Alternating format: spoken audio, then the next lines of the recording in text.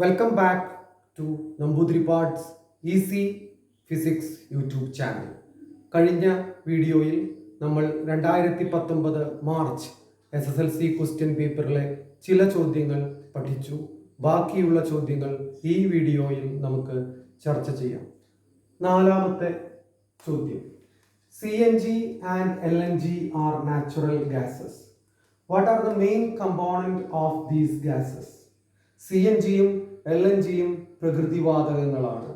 ഏതാണ് ഇതിലെ പ്രധാന ഘടകം? ഉത്തരം മീഥെയ്ൻ ആണ്. അതിൻ്റെ കൂടെ തന്നെ ഉള്ള രണ്ടാമത്തെ ചോദ്യമാണ്, write any merit of LNG over CNG. CNGയെ അപേക്ഷിച്ച് LNGയുടെ ഗുണങ്ങൾ എഴുതുക. CNG എന്ന് പറഞ്ഞു കഴിഞ്ഞാൽ കംപ്രസ്ഡ് നാച്ചുറൽ ഗ്യാസ്, LNG എന്ന് പറഞ്ഞാൽ liquefied natural gas. Liquefied natural gas എന്ന് പറഞ്ഞാൽ അത് ലിക്വിഡ് സ്റ്റേറ്റിലാണ്, ദ്രാവകാവസ്ഥയിലാണ്. അതിനാൽ തന്നെ അതിൻ്റെ ട്രാൻസ്പോർട്ടേഷൻ ഒരു സ്ഥലത്ത് നിന്ന് മറ്റൊരു സ്ഥലത്തേക്ക് കൊണ്ടുപോകുവാൻ എളുപ്പമാണ്. എന്നു മാത്രമല്ല, അതിനെ വീണ്ടും സാധാരണ അന്തരീക്ഷ താപനിലയിൽ വാതകാവസ്ഥയിലേക്ക് മാറ്റി പൈപ്പ് ലൈനിലൂടെ ആവശ്യക്കാർക്ക് വിതരണം ചെയ്യുവാനും കഴിയുന്നു. അപ്പോൾ ഉത്തരം, the importance of LNG is that natural gas can be liquefied and transported to distant places conveniently. It can again be converted to gaseous state at atmospheric temperature and distributed through pipeline. Malayalam മീഡിയംകാർക്ക് എളുപ്പത്തിൽ ദൂരസ്ഥലങ്ങളിലേക്ക് കൊണ്ടുപോകുവാൻ കഴിയുന്നു. അന്തരീക്ഷ താപനിലയിൽ വീണ്ടും വാതകമാക്കി മാറ്റി പൈപ്പിലൂടെ വിതരണം ചെയ്യുവാൻ കഴിയുന്നു. അടുത്ത ചോദ്യം, അഞ്ചാമത്തെ ചോദ്യം, observe the given circuit and answer the questions. അപ്പോൾ ചോദ്യത്തിൽ തന്നിട്ടുണ്ട് ഐഡന്റിക്കൽ ബൾബും ഐഡന്റിക്കൽ കോയിലും ആണ് എന്ന്. അതായത് രണ്ട് ബൾബും ഒരുപോലത്തെയാണ്, രണ്ട് കോയിലും ഒരുപോലത്തെയാണ്. ചോദ്യം, if switches are in on position which bulb will be brighter why? രണ്ട് സ്വിച്ചുകളും ഓൺ പൊസിഷനിൽ ആണെങ്കിൽ ഏത് ബൾബായിരിക്കും കൂടുതൽ പ്രകാശ തീവ്രത? അതാണ് ചോദ്യം. ഇത്തരത്തിലുള്ള ചോദ്യം കിട്ടിക്കഴിഞ്ഞാൽ ആദ്യം ശ്രദ്ധിക്കേണ്ടത് സോഴ്സ് ഓഫ് EMF ആണ്. അവിടെ ഉപയോഗിച്ചിരിക്കുന്ന സ്രോതസ് ഏത് തരത്തിൽ ഉള്ളതാണ്? അപ്പോ A എന്ന ബൾബിൽ DC സ്രോതസ്സും ആണ്, B എന്ന ബൾബിൽ AC സ്രോതസ്സും ആണ്. അടുത്തതായി ശ്രദ്ധിക്കേണ്ടത് കോയിലുകൾ ഉണ്ടോ? രണ്ട് സർക്യൂട്ടിലും കോയിൽ ഉണ്ട്. അപ്പൊ നമുക്കറിയാം AC സ്രോതസ് ഘടിപ്പിച്ചിരിക്കുന്ന സർക്യൂട്ടിൽ സെൽഫ് ഇൻഡക്ഷൻ സംഭവിക്കും. സെൽഫ് ഇൻഡക്ഷൻ മൂലം ബാക്ക് EMF ഉണ്ടാകും. സ്വാഭാവികമായിട്ടും ആ ബാക്ക് EMF നമ്മൾ കൊടുത്തിരിക്കുന്ന ബാഹ്യ പൊട്ടൻഷ്യൽ, എക്സ്റ്റേണൽ പൊട്ടൻഷ്യലിനെ എതിർക്കുന്ന തരത്തിലായിരിക്കും. അതിനാൽ ഈ സർക്യൂട്ടിലെ സഫല വോൾട്ടത കുറയും. അതായത് ഈ ബൾബിന് 6 വോൾട്ട് കിട്ടില്ല. എന്നാൽ DC സ്രോതസ് സെൽഫ് ഇൻഡക്ഷൻ ഉണ്ടാക്കുകയില്ല. അതിനാൽ ഈ ബൾബിന് 6 വോൾട്ട് ലഭിക്കും. അതിനാൽ സ്വാഭാവികമായും ഇതിന്റെ പ്രകാശ തീവ്രത കൂടും. അപ്പോ ഉത്തരം bulb A. The bulb A is connected to a DC source.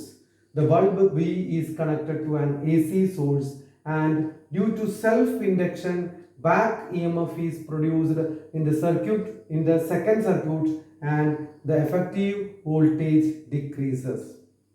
Malayalam medium bulb A. ഉത്തരം എയിൽ DC സ്രോതസ് ഘടിപ്പിച്ചിരിക്കുന്നു, ബിയിൽ AC സ്രോതസ് ആയതിനാൽ സെൽഫ് ഇൻഡക്ഷൻ മൂലം ബാക്ക് EMF ഉണ്ടാകുന്നു, സഫല വോൾട്ടത കുറയുന്നു. അടുത്ത ചോദ്യത്തിലേക്ക് വരാം. 2019 അഞ്ചാമത്തെ ചോദ്യം, describe an experiment to show the scattering of light. List the materials to be used. രണ്ടാമത്തെ part, write the procedure of the experiment. SLC പരീക്ഷയ്ക്ക് വളരെ അപൂർവം മാത്രം ചോദിച്ചേക്കുന്ന ചോദ്യമാണ്. നമ്മുടെ സ്കാറ്ററിംഗുമായി ബന്ധപ്പെട്ട പരീക്ഷണം എഴുതാനാണ് പറഞ്ഞേക്കുന്നത്. പിന്നെ ആദ്യം അതിനുവേണ്ട മെറ്റീരിയൽസ് സാമഗ്രികൾ ലിസ്റ്റ് ചെയ്യണം. റൈറ്റ് പ്രൊസീജിയർ, അതിനുശേഷം അതിന്റെ പരീക്ഷണ രീതി എഴുതണം. അപ്പോൾ മെറ്റീരിയൽസ് സാമഗ്രികൾ beaker, water, sodium thiosulphate, hydrochloric acid, torch, screen. ഇനി പരീക്ഷണം ബീക്കറിൽ ജലം നിറയ്ക്കുക, ടോർച്ച്, സ്ക്രീൻ. ജലം നിറച്ചതിന് ശേഷം നമ്മൾ ടോർച്ച് പ്രകാശിപ്പിക്കുന്നു. ലൈറ്റിന്റെ ഇപ്പോൾ വെള്ളമാണ് ഇവിടെ, ലൈറ്റ് അതിൽ കൂടെ കടന്നു പോകും. പക്ഷെ നമുക്ക് ലൈറ്റിന്റെ പാത്ത് കാണാൻ സാധിക്കില്ല, കാരണം അവിടെ സ്കാറ്ററിങ് നടക്കില്ല. സ്കാറ്ററിങ് നടന്നാലാണ് ലൈറ്റിന്റെ പാത്ത് കാണുക. സ്കാറ്ററിങ് നടക്കാൻ വേണ്ടതായ പാർട്ടിക്കിൾസ് അവിടെ ഇല്ല. അപ്പൊ ഇതിൽ പാർട്ടിക്കിൾസ് ഉണ്ടാക്കണം. അതിനുവേണ്ടി നമ്മൾ എന്ത് ചെയ്യും? കുറച്ച് സോഡിയം തയോസൾഫേറ്റ് 2 ഗ്രാം, 1 ലിറ്ററിന് 2 ഗ്രാം എന്നുള്ള നിരക്കിൽ സോഡിയം തയോസൾഫേറ്റ് ആഡ് ചെയ്യും. 2 തുള്ളി ഹൈഡ്രോക്ലോറിക് ആസിഡും ചേർക്കും. ചേർത്ത് കഴിഞ്ഞാൽ അവിടെ സൾഫർ പ്രിസിപ്പിറ്റേറ്റ് ചെയ്യും. സൾഫറിന്റെ ചെറിയ തരികൾ ഉണ്ടാവും. സൾഫറിന്റെ ചെറിയ തരികൾ ഉണ്ടായാൽ സ്വാഭാവികമായിട്ടും ലൈറ്റിന് സ്കാറ്ററിങ് സംഭവിക്കും. അതിൻ്റെ ഉള്ളിൽ കൂടെ കടന്നു പോകുമ്പോൾ സ്കാറ്ററിങ് സംഭവിക്കും. സ്കാറ്ററിങ് നടന്നു കഴിഞ്ഞാൽ blue region, violet, IndiGo, blue തുടങ്ങിയ കളറുകൾ സ്കാറ്ററിങ് സംഭവിച്ച് സൊല്യൂഷനിൽ സ്പ്രെഡ് ചെയ്യും. അപ്പൊ അതിനാൽ പുറത്തേക്ക് വരുന്ന നിറം വേവ് ലെങ്ത് കൂടിയ കളറുകളാണ് പുറത്തേക്ക് വരിക. കാരണം the scattering depends upon wavelength and the size of the particles. As wavelength increases, scattering decreases. Wavelength കൂടിക്കഴിഞ്ഞാൽ സ്കാറ്ററിങ് കുറയും. അപ്പോൾ വേവ്ലെങ്ത് കൂടിയ നിറങ്ങൾ പുറത്തേക്ക് വന്ന് സ്ക്രീനിൽ പതിക്കും. അതിനാൽ പ്രാക്ടിക്കലായിട്ട് സ്ക്രീനിൽ നമുക്ക് ആദ്യം കിട്ടുക ഏകദേശം ഓറഞ്ച് കലർന്ന റെഡ്. അത് കഴിഞ്ഞ് കുറച്ച് സമയം കഴിഞ്ഞാൽ ഇതിലെ സൾഫറിന്റെ അളവ് കൂടും, കൂടുതൽ സ്കാറ്ററിങ് സംഭവിക്കും. അവസാനം വേവ്ലെങ്ത് കൂടിയ ചുവപ്പാണ് നമുക്ക് സ്ക്രീനിൽ ലഭിക്കുക. അപ്പോൾ എക്സാമിനേഷന് ആൻസർ എഴുതുന്ന സമയത്ത് വളരെ പോയിന്റ് ആയിട്ടാണ് എഴുതിയിരിക്കുന്നത്. Arrange the materials as shown in the figure, add some water, allow the light fall on the water, observe the path of light, the path is not visible. ജലം ചേർത്ത് കഴിഞ്ഞാൽ പാത്ത് കാണില്ല. അതിനുശേഷം sodium thiosulphate and hydrochloric acid, add sodium thiosulfate and hydrochloric acid, observe the gradual change in color of light in the solution and on the screen. ഇത്രയേ ഉത്തരമായിട്ട് എഴുതുന്നു. ഞാൻ ആ പരീക്ഷണത്തിന്റെ ഫലവും കൂടി ഞാൻ അവിടെ എഴുതിയിട്ടുണ്ടെന്ന് മാത്രം. Colloidal sulphur precipitated, the scattering depends upon the size of the particles and wavelength. Blue color spread first in the solution, orange red color falls first on the screen. After some time it changes into crimson red color. Malayalam medium ഉത്തരം നമുക്ക് നോക്കാം. സാമഗ്രികൾ beaker, ജലം, torch, screen, sodium thiosulphate, hydrochloric acid. സാമഗ്രികൾ ചിത്രത്തിൽ ഇതുപോലെ ക്രമീകരിക്കുക. ബീക്കറിൽ ജലം ചേർത്ത് പ്രകാശപാത നിരീക്ഷിക്കുക. പ്രകാശത്തിന്റെ പാത കാണുവാൻ സാധിക്കുകയില്ല. ജലത്തിൽ സോഡിയം തയോസൾഫേറ്റും 2 ഗ്രാം per ലിറ്റർ, ഹൈഡ്രോക്ലോറിക് ആസിഡും ചേർക്കുക. സൾഫർ അവക്ഷിപ്തപ്പെടുകയും വിസരണം മൂലം പ്രകാശപാത കാണുവാൻ സാധിക്കുകയും ചെയ്യുന്നു. ലായനിയിലെയും സ്ക്രീനിലെയും നിറം മാറ്റം നിരീക്ഷിക്കുക. ഉത്തരം ഇത്ര മതി. പക്ഷെ ഞാൻ പരീക്ഷണത്തിന്റെ ഫലവും ഞാൻ ഇവിടെ എഴുതിയിട്ടുണ്ട്. വിസരണം തരംഗദൈർഘ്യത്തെയും കണികകളുടെ വലുപ്പത്തെയും ആശ്രയിച്ചിരിക്കുന്നു. ലായനിയിൽ ആദ്യം നീല നിറം പരക്കുന്നു. സ്ക്രീനിൽ ആദ്യം ഓറഞ്ച് കലർന്ന ചുവപ്പും പിന്നീട് കടും ചുവപ്പ് നിറവും ലഭിക്കുന്നു. നമുക്ക് അടുത്ത ചോദ്യം പരിചയമുള്ളതാണ്. വാട്ടർ ടെക്സ്റ്റിലുള്ള ചിത്രം തന്നെയാണ്. ഒരു വാട്ടർ ഡ്രോപ്ലെറ്റിലേക്ക് പ്രകാശം ലൈറ്റ് കടന്ന് തിരിച്ചു വരുന്ന സമയത്ത് നടക്കുന്ന റിഫ്രാക്ഷനും ടോട്ടൽ ഇന്റേണൽ റിഫ്ലക്ഷനും ഒക്കെ റെയിൻബോയുമായി ബന്ധപ്പെട്ട ചിത്രമാണ്. ഇതുമായി ബന്ധപ്പെട്ട ചോദ്യമാണ്. What is the colour represented by X? X എന്നുള്ളത് ഈ മുകളിലുള്ള ലൈറ്റ് റേ ആണ് എക്സ് ആയിട്ട് മാർക്ക് ചെയ്തേക്കുന്നത്. അത് സാധാരണ റെയിൻബോയിലെ ക്രമമായിരിക്കില്ല, റിവേഴ്സ് ഓർഡറിലായിരിക്കും ഇവിടെ കളറ് എന്ന് പ്രത്യേകം ഓർക്കേണ്ടതുണ്ട്. സാധാരണ റെയിൻബോയില് അല്ലെങ്കിൽ മഴവില്ലില് അടിയിൽ വയലറ്റും മുകളിൽ ചുവപ്പുമായിരിക്കും. ഇവിടെ നേരെ വിപരീതമാണ്. ഒരു ഡ്രോപ്ലെറ്റിൽ നിന്നും വരുന്ന റേസ് ആണ്. അവിടെ മുകളിൽ വയലറ്റും അടിയിൽ റെഡുമായിരിക്കും. അതിനാൽ എക്സ് വയലറ്റ് എന്നുള്ള കളറാണ്. ഇനി how many times ray of light undergo refraction when it passes through a water droplet? എത്ര പ്രാവശ്യം റിഫ്രാക്ഷൻ നടക്കുമെന്ന്? 2 പ്രാവശ്യം റിഫ്രാക്ഷൻ നടക്കും. എയറിൽ നിന്നും വാട്ടറിലേക്ക് കടക്കുന്ന സമയത്ത്, വാട്ടർ ഡ്രോപ്ലെറ്റിലേക്ക് കടക്കുന്ന സമയത്ത്, അതിനുശേഷം വാട്ടർ ഡ്രോപ്ലെറ്റിൽ നിന്നും തിരിച്ച് എയറിലേക്ക് കടക്കുന്ന സമയത്ത്. അങ്ങനെ 2 ടൈംസ് ആണ്, 2 പ്രാവശ്യം എന്നുള്ളതാണ് ഉത്തരം. ഇതിപ്പോൾ മലയാളം മീഡിയംകാർക്കും ഇംഗ്ലീഷ് മീഡിയംകാർക്കും എളുപ്പമായിട്ട് ഉത്തരം എഴുതാൻ പറ്റും. Give an instance in which A rainbow scene as A circle. സാധാരണ നമ്മൾ സെമി സർക്കിൾ അർത്ഥവൃത്തമായിട്ടാണ് മഴവില്ല് കാണുക, റെയിൻബോ കാണുക. എന്നാൽ എപ്പോഴാണ് പൂർണ്ണവൃത്തമായിട്ട് മഴവില്ല് കാണാൻ സാധിക്കുക എന്നുള്ളത് നമ്മൾ ആകാശത്ത് നിന്ന് ഹൊറൈസൺ ചക്രവാളത്തിന്റെ തടസ്സമില്ലാതെ നോക്കാൻ കഴിഞ്ഞാൽ, അതായത് വിമാനമോ ഹെലികോപ്റ്ററോ അതിൽ നിന്ന് നോക്കാൻ കഴിഞ്ഞാലാണ് നമുക്ക് സാധിക്കുക. ഉത്തരം when observed from an aircraft. മലയാള മീഡിയംകാർക്കും എളുപ്പമാണ് എഴുതാൻ. വിമാനത്തിൽ നിന്നോ അല്ലെങ്കിൽ ഒരു എയർക്രാഫ്റ്റിൽ നിന്നും നോക്കുന്ന സമയത്ത് എന്ന് എഴുതിയാൽ മതി. അടുത്ത question. A heater coil bearing a label 920 watt 230 volt is connected in a 230 volt supply.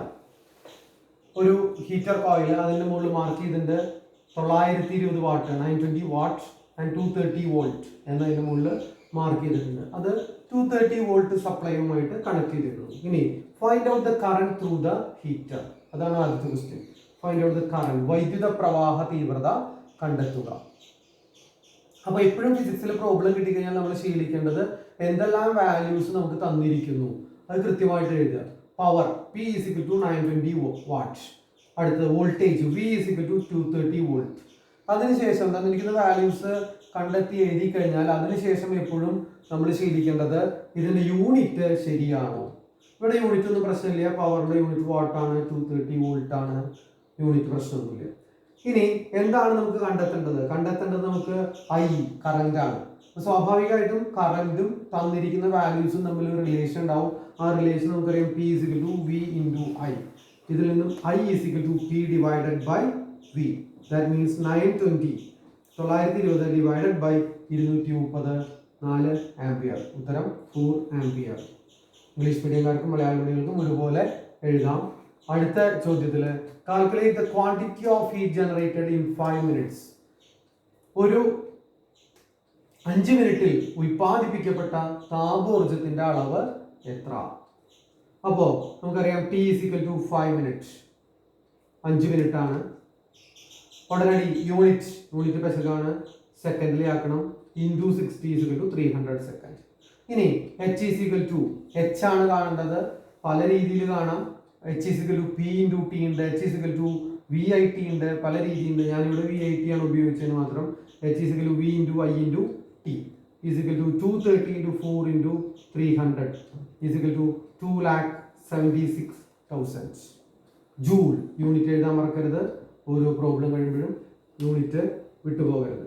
ഇനി how the power of the heater can be changed without altering the resistance.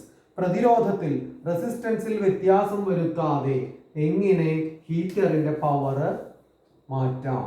സാധാരണ the power depends upon voltage and current. Or ഇവിടെ കറന്റിനെ change ചെയ്യാൻ വേണ്ടിയിട്ട് നമ്മൾ റെസിസ്റ്റൻസിനെ change ചെയ്യാണ് ചെയ്യുക. പക്ഷെ ഇവിടെ പറഞ്ഞിരുന്നത് റെസിസ്റ്റൻസ് അല്ലെങ്കിൽ പ്രതിരോധം മാറ്റരുത് എന്നാണ് പറഞ്ഞിരുന്നത്. അപ്പോൾ സ്വാഭാവികമായിട്ടും അടുത്ത സാധ്യത വോൾട്ടേജിനാണ്. അതിനാൽ by changing the voltage or voltage വ്യത്യാസപ്പെടുത്തുന്നത് വഴി അല്ലെങ്കിൽ പൊട്ടൻഷ്യൽ വ്യത്യാസം മാറ്റുന്നത് വഴി. ഓക്കെ, അടുത്ത question. Hydrogen having the highest calorific value but it is not used as a domestic fuel. Why? ഹൈഡ്രജന് ഉയർന്ന കലോറിക മൂല്യം ഉണ്ട്, എന്നാൽ അതിനെ ഗാർഹിക ഇന്ധനമായി ഉപയോഗിക്കുന്നില്ല. എന്തുകൊണ്ട്? നമുക്കറിയാം ഉത്തരം. ഹൈഡ്രജൻ ഹൈലി എക്സ്പ്ലോസീവ് ആണ്, ഇൻഫ്ലെയിമബിൾ ആണ്, പെട്ടെന്ന് തീപിടിക്കും, സ്ഫോടന സാധ്യതയുണ്ട്. അതിനാൽ തന്നെ അത് സംഭരണം ചെയ്യാനും സംഭരിച്ചു വയ്ക്കാനും വിതരണം ചെയ്യാനും സാധ്യമല്ല. Hydrogen is highly explosive and inflammable.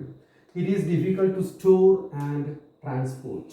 മലയാള മീഡിയംകാരുടെ ഉത്തരം പെട്ടെന്ന് തീപിടിക്കുന്നു, സ്ഫോടന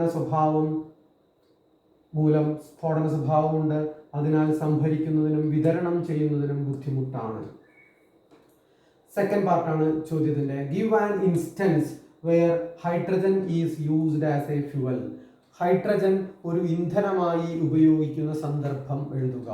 എളുപ്പമാണ്. റോക്കറ്റുകളിലാണ് നമ്മൾ ഹൈഡ്രജൻ ഇന്ധനമായിട്ട് ഉപയോഗിക്കുക. മൂന്നാമത്തെ ഭാഗം, write any 4 properties of a good fuel. ഒരു നല്ല ഇന്ധനത്തിന് വേണ്ടതായ 4 ഗുണങ്ങൾ എഴുതുക. ഷുഡ് ബി ഈസിലി അവൈലബിൾ, പെട്ടെന്ന് ലഭ്യമായിരിക്കണം. Should be of low cost, ചെലവ് വില കുറവായിരിക്കണം. ഹൈ കലോറിഫിക് വാല്യൂ, ഉയർന്ന കലോറിക മൂല്യം. Easy to store and transport, സംഭരിക്കാനും വിതരണം ചെയ്യാനും എളുപ്പമായിരിക്കണം. ഉയർന്ന മലയാളം മീഡിയം, ഉയർന്ന കലോറിക മൂല്യം, ലഭ്യത, സംഭരണ വിതരണ സൗകര്യം, വിലക്കുറവ്. ഇതോടുകൂടി 2019 SLC എക്സാമിനേഷന്റെ ഈ സിലബസിലെ ചോദ്യങ്ങൾ അവസാനിച്ചു. എല്ലാ ചോദ്യങ്ങളും ശ്രദ്ധാപൂർവം കേട്ട് പഠിക്കുക. ആവശ്യമുണ്ടെങ്കിൽ നോട്ടിലേക്ക് എഴുതി വയ്ക്കുക. വീഡിയോ നിങ്ങൾക്ക് ഇഷ്ടമായി എങ്കിൽ ലൈക്ക് ചെയ്യുക, സബ്സ്ക്രൈബ് ചെയ്യുക, തൊട്ടടുത്ത സുഹൃത്തുക്കൾക്ക് ഷെയർ ചെയ്തു കൊടുക്കുക. സംശയങ്ങൾ എന്തെങ്കിലും ഉണ്ടെങ്കിൽ കമൻറ്റ് ചെയ്യുക, അല്ലെങ്കിൽ എൻ്റെ വാട്സപ്പ് നമ്പറിൽ സംശയങ്ങൾ ഉന്നയിക്കുക. എൻ്റെ വാട്സപ്പ് നമ്പർ 9745193180. എല്ലാവർക്കും ഉന്നത വിജയം ആശംസിച്ചുകൊള്ളുന്നു.